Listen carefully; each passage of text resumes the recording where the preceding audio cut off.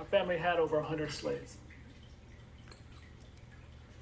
And when it ended, they were all told that they were free to go, but if they stayed, they'd be paid.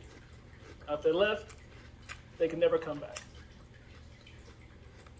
And of those 100 slaves, only one left. That's how well we treated our slaves. They were like family. My grandmother loved to tell me this story. And I loved hearing it. I took pride in it. And it was such an ingrained part of our family's history that even my mother shared it with Ebony Magazine. And they led a 6-page article with part of that story about my mother in January of '63. And none of it was true. So there's actually 6 slaves. They all left but one, and her name was Aunt Mary. And my great-grandmother, Addie Chandler, she would see him when she would visit her grandfather, Walton Harris, when she was a little girl.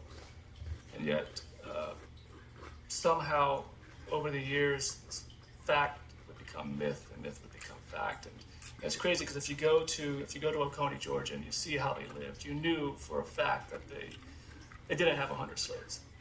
And yet, somehow, despite all that, it still comes through in the family history. And I always wondered, just, how did that 6 become 100? And who is Aunt Mary? I'm not going to tell any stories on Joan. Joan was a model of propriety, and she tried to keep us.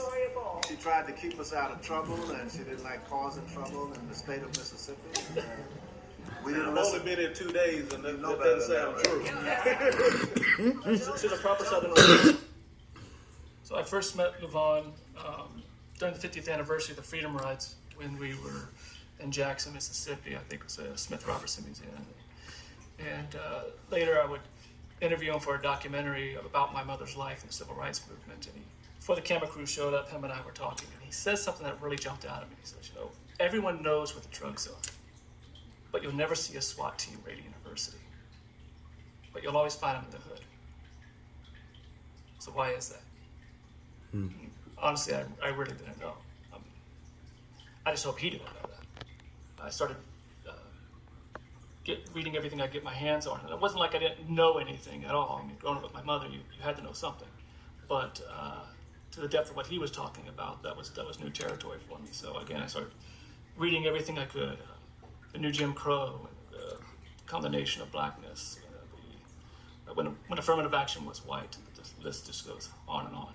We had books like Coming of Age in Mississippi from Ann Moody, and she actually wrote in the back, Tiloki, I know you have heard all this from your mother before, but you will read about our experiences in my book. Your mother and I had many great laughs together. We had John Salter's book, Jackson, Mississippi. And then my mom starts sending me all these books. She's like, oh, this is what you're studying? Great. So I start getting things like Inside the Ku Klux Klan and The Strange Career of Jim Crow and what else we got? 100 Years of Lynchings. And of course, Stokely Carmichael's Black Power. No, I had no reason to like white people.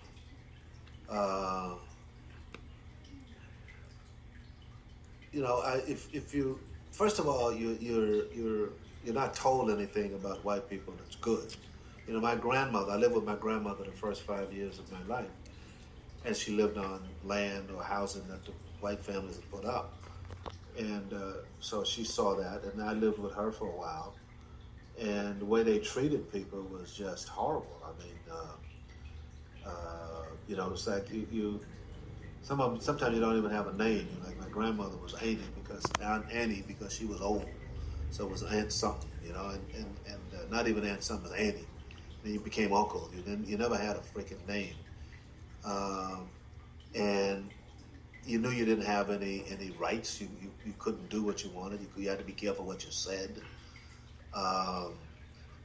and sometimes we didn't have enough to eat, and what we ate basically was my grandmother would make cornmeal bread, and we put that in water with sugar, and that would be dinner. And so I had no reason to like white people. To me, I kind of see it as a miracle that we even know each other.